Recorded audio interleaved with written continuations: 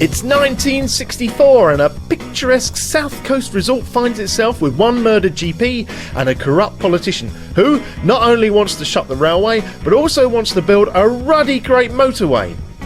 His neglected wife, meanwhile, is having an affair with a dashing archaeologist, and the only person who seems to know what's going on is a little old lady called Rose, and she just happens to be a retired double agent.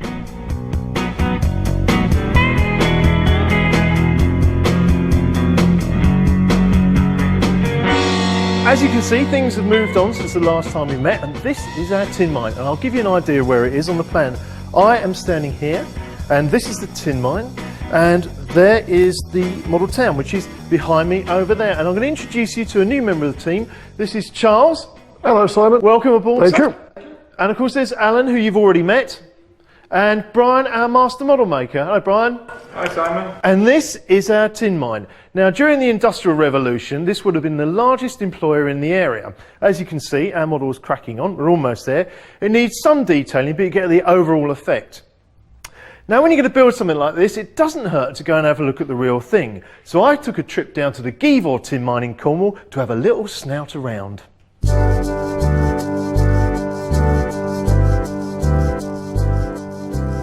I've come to see the Givor tin mine on the west coast of Cornwall. The pumps were turned off in 1991, ending nearly 300 years of tin mining on the site. Cornwall County Council have transformed it into a museum and heritage centre, and it's now the largest preserved mining site in Europe. I was lucky enough to be given a guided tour by mine manager Mike Simpson, an engineer who's worked in mines all over the world. So Mike, this is actually the mine head, isn't it? Yeah. What have we got here? The main shaft itself goes down 1,600 feet, 480 metres. And then in 1975 they started what's called a sub-incline shaft, sub meaning below surface. And then from 15 level, here's the vertical shaft, you've actually then got an incline shaft that went out under the sea, and basically up until the mine closed in 1990, ore was actually being brought up from under the sea. So can we go and have a look at the winding gear? Sure. Now that is a pretty impressive bit of kit. So what have we got? So that's the electric motor. This place must have been amazing when it was in full swing, with giant cable drums flying backwards and forwards and signal bells ringing in the operator's cabin, letting him know when wagons, loaded with ore hundreds of feet below, were ready to be hauled to the surface.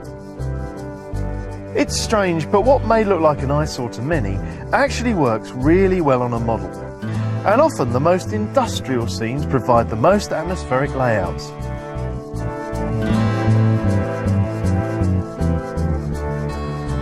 Now this building is the mill, and essentially what you do is you take chunks of ore like that you dig out of the ground. Now this is very, very heavy. I'm strong and it weighs a ton. It's more than your average bit of rock, and what you do is you're smashing this up to something like that.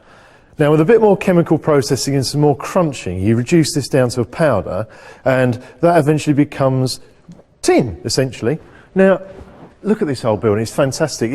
It's got the conveyor belt, it's the rusty machinery, it's full of atmosphere. It reminds me of one of the American timber mills. The way the light filters in through the roof, it's fantastic, it's full of character. To me, this would make a fantastic thing to model. So imagine I've done 7.5 hours down the mine. I'll be covered, absolutely covered in this red, sticky, horrible clay. Now what you do, you come up here and you wash your boots down. But now that stuff might have minerals in, so this all gets fed back in, sifted, and any minerals that are in there get reused. Now these are the change rooms, and there's only one word that really describes this, and that is grim. Still what you do, after your day's shift, you come up here, pop your stuff up there, grab your aromatherapy kit, and it's off into the showers. Now this is the shower cubicle, and it's absolutely bitter freezing in here. Imagine what it would be like in winter.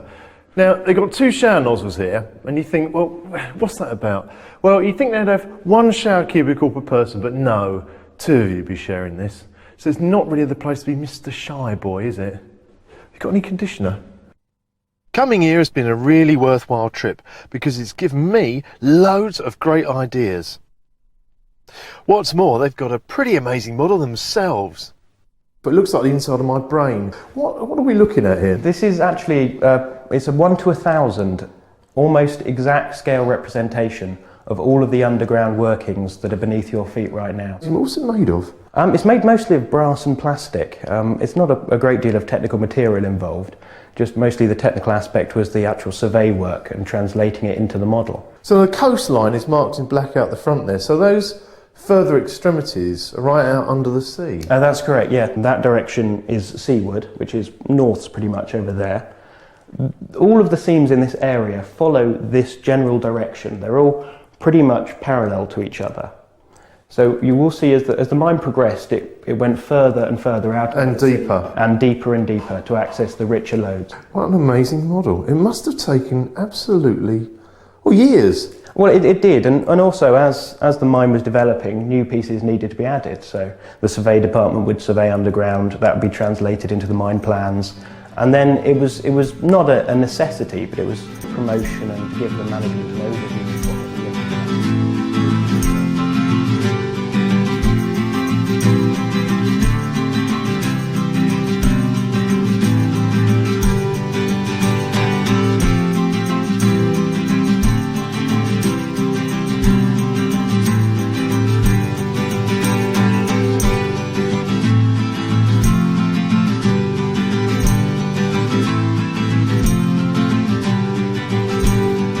Although the shafts and galleries below sea level are now flooded, Mike was able to show me some 19th century workings they found near the surface.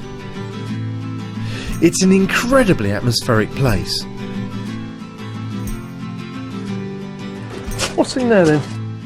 Miners would have a small space underground, a little cubby, or could just be a 45-gallon drum with a plank on it, where the guys would actually leave their tools and equipment, and where they could break off at some stage for somebody to eat during the shift. A pasty and a pipe. Pasty and a pipe. All right, let's crack on. Yeah, okay. Lovely.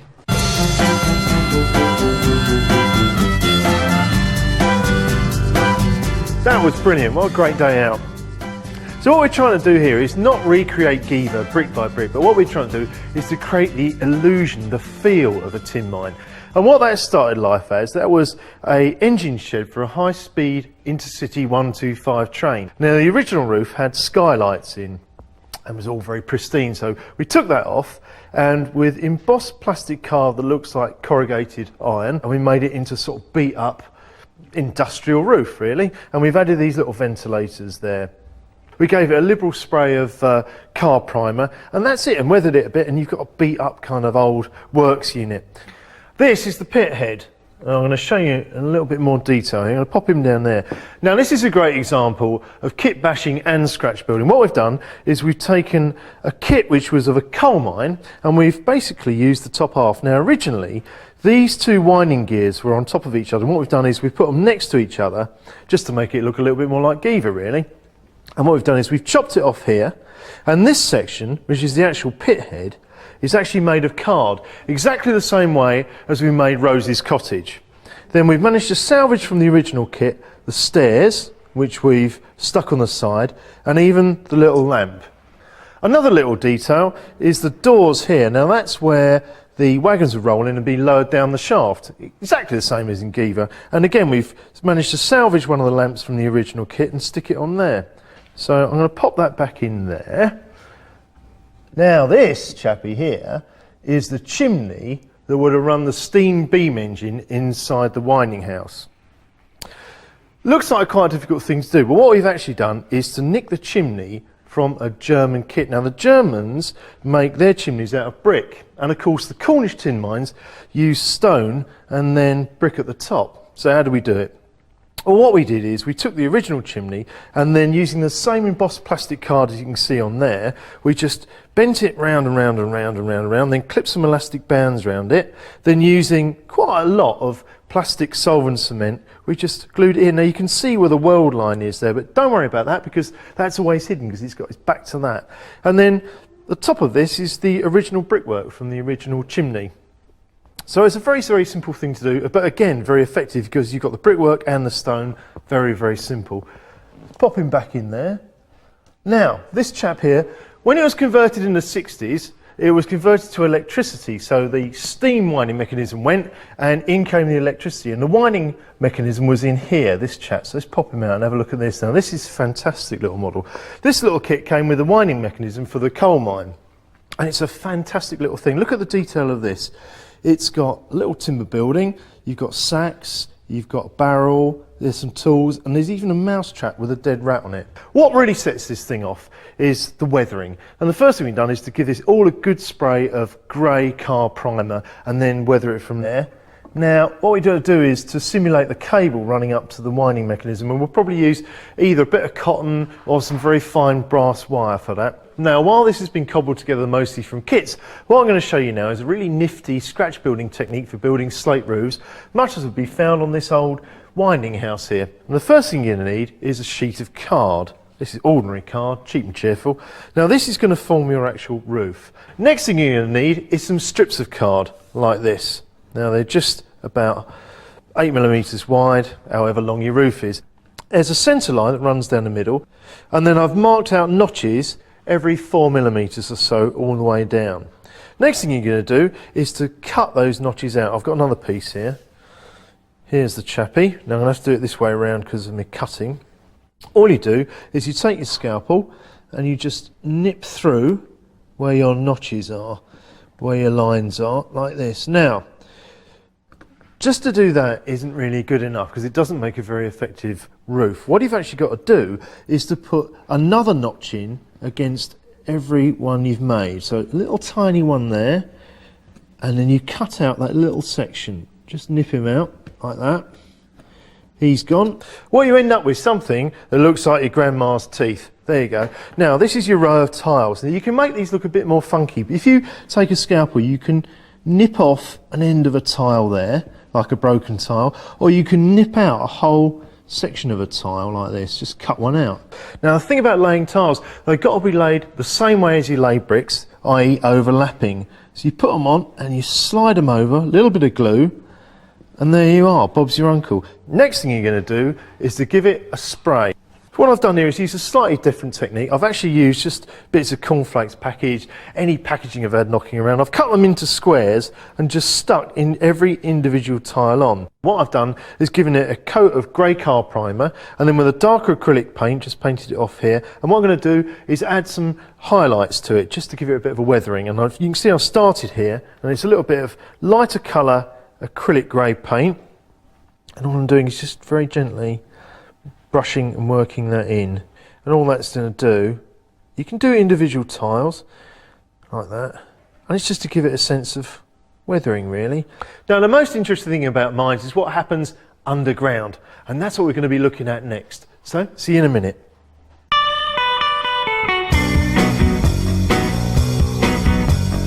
One of the fun things about making models is it gives you the opportunity of seeing things that you wouldn't necessarily see in real life. For example, this is our tin mine, and what we thought would be fun was to be able to see what was happening underground. So we handed this project to Charles. So Charles, how are we going to achieve this? Quite simple. This is made from straightforward bits of MDF and 3x1. Nothing much to it. No, I know there's nothing much to it, because to me that looks like a Vole's coffin, so there's got to be more to it than Well, that. this is the minimalist bit, so we'll have a look inside. If you can give me a hand to get the lid off. Oh, there you go. That's and that more like it. exposes the mine workings. So this is the interior of our tin mine. So how do we make it? Well, first of all, we lay the track. This is standard 009 track. Just 2 wires from the track to a standard controller. Very, very simple. That's all you need. Well, galleries are made from bendy ply, which are cut to the right height. All right, so now how do we actually make the rock face of the galleries then? Well, that's paper which is scrunched up. I'll give you a piece of paper. If you scrunch it up, and open it up 3 times. Why 3 times then? Well, it gets rid of makes the strata look more natural. So this is similar to what we did with Brian's Hill, isn't it? Yep, same material. All right, so I've scrunched him up once. I'm going again. Yep. I'm going. It just gives you strata irregularly. Yeah, so it's not the same every time. That's right. Right, here we go. Pick a card, any card. Right, I'm in. Next thing is to glue it. If that was the gallery side, you glue it with a bit of contact adhesive. Right, so stop a bit of that on there, plenty of that. One thing you must remember before you glue the paper down is just tear the edges. Okay, so you don't want any straight edges? No, you don't want any straight edges. All right, well I'll just tighten that up a bit because I've got a couple of straight edges that's on there. right. Just nip a bit out. Yep. Lovely. Make it sort of straightish, but so it's a nice tear. Okay, so now what I'm going to do is just going to plonk it on here. It's going, it's going. You don't necessarily have to put that onto the gallery, it can go onto the floor. of the gallery. Okay, so you could have bent this down onto the floor like you've done there, That's which is it, yeah. bend it over. Some of But, it's straighter. I mean, this is very simple, isn't it? Very Oh, yeah, quick. absolutely. And it gives you a very good rock effect. Yep, All that's right, right. so I'll pop that on there.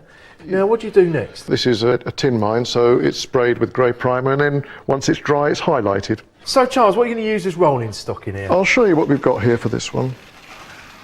Hey, here he comes. Well, this is a kit-built loco, which isn't available anymore. So, no, if I wanted to get off-the-shelf stuff, there is things available. Oh yeah, you can get rolling stock locos off the shelf in quite a few shops. This one's had the screen added. The driver's head is on the motor, which would look silly, so that's been added, and it looks a lot more realistic. Right, so now the finishing touch. Yep. Which is, of course, the top, which goes on here. This is a tight-fitting top, which is removable, and it'll be screwed down once it's Pop once him this on is there. completely finished. Now, there's a reason for this, isn't there? There is. We have lights. I'll just connect up the lights for you. Yes. This is only a rough bit of wiring, just for the moment. Great, so that's the gallery lanterns then. They are.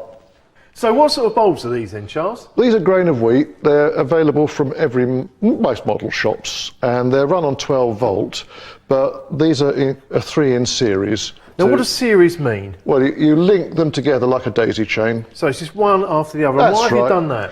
Well, A, it cuts the intensity down so they're not so bright, and B, it extends the life of them. Now, we're using digital control to control the rest of the layout. Yeah. What about on this? This will be straight DC. You can't get the chips into these locos, they're far too small, and there really isn't. It'll just be going round in a circle. That's great. Well, we're going to see it running in a minute. Yeah. But we're not the first people to have the idea of running things underground, as you're about to find out.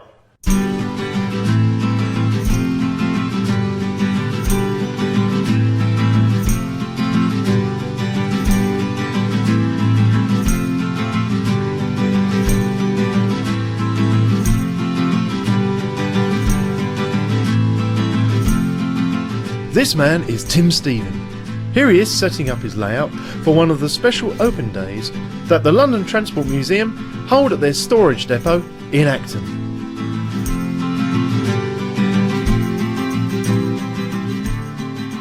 Well, the name of the layout is City Road, and it models an imaginary terminus at the end of a branch line off the Metropolitan line, and into the station run Metropolitan services and also tube services on a branch up from the Northern line underneath. And in addition, we have steam services coming down through King's Cross. Well, the date is fairly precisely 1960, and the reason for this is that trolley buses can still be seen in the background, and they disappeared very soon after that. The 38 stock runs on the tube lines, and various other things actually do fix the date to fairly precisely 1960. Being a model of the underground, especially with tunnel sections, I thought you must have train lighting. So the interior of the passenger cars are lit, and of course there are head and tail lights as well, and these change with the polarity, i.e. the tail lights are always at the rear of the train depending on which way it's moving. At the rear of the layout there are 2 CCTV cameras and screens, and these are to help the operators run the layout. The control panel is 2/3 of the way along the layout, and this means that it's very difficult to see the station end from the operating position. One camera in fact is at the station and shows a very good view of trains arriving as they approach the buffer stops. In the depth of about a foot, the scenery varies from 4mm to the foot, which is 00, the same scale as the trains, to 2mm to the foot, which is popularly used for the N-gauge modelling. The road itself can only be seen really from one angle, and therefore when you're looking from the front you don't notice the taper. The buildings at the rear are indeed 2mm scale buildings and complete with 2mm scale road vehicles in front. So when you're looking along the road, the eye hopefully is deceived, and it looks like you're looking perhaps a couple of 100 yards instead of, in fact, on the model, 12 inches. A lot of people ask about the arcing effect that can be seen in the tunnel and underneath one of the bridges. The popular question is this deliberate? Well, of course it was, but it doesn't actually involve any clever electronics.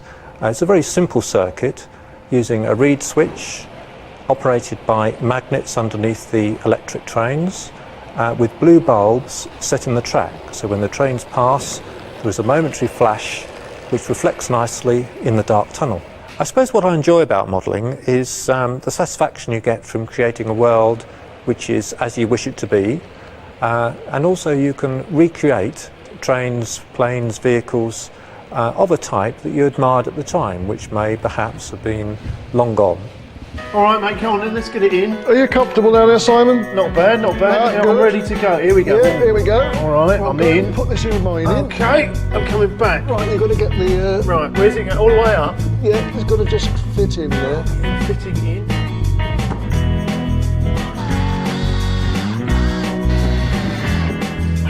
Lovely. And here are yours. I'm so in. Okay, All right. there we are. All right, I'm coming out. I'm coming out. Oh, God. Oh, God. Right, I'm out. All right, let's have a go. Let's get it going. We've brought the lights down a little bit to give it a bit more atmosphere and so that you can see more clearly what's going on under there. That's our tin mine. Now, when this is all finished, it's going to be dressed in rock with a small opening there so you can see what's going on underneath. And for extra detail and added realism, I've been making these. Now, these come as kits, and what it is it's a wheelbarrow, a shovel, a pickaxe. You've even got a pinch bar thing there you use for lifting up bits of track. And I'm going to paint them up and pop them inside just to add a little bit of extra realism. There's been a bit of a problem here at the mine. Knockers. Now, knockers is a West Country term for mine ghosts, and they were usually friendly things. If you were in a gallery and you heard a bit of knocking, that usually meant you had to leave because something bad was going to happen. But there's been a lot of knocking, and so the men are terrified to go down the mine. So, bit of a problem. Now, the mine manager thinks it's the work of archaeologists who are busily exploring all the caves that riddle the surrounding area. Only Rose Bean, our retired double agent, has made the connection between the strange sounds and the mysterious arrival of men claiming to be from the waterboard, who, even as we speak, are burrowing into the hills behind us. Still, I don't want to alarm you. Let's see if the train runs. Charles, give us a whirl, please. Certainly, Simon. That's a relief.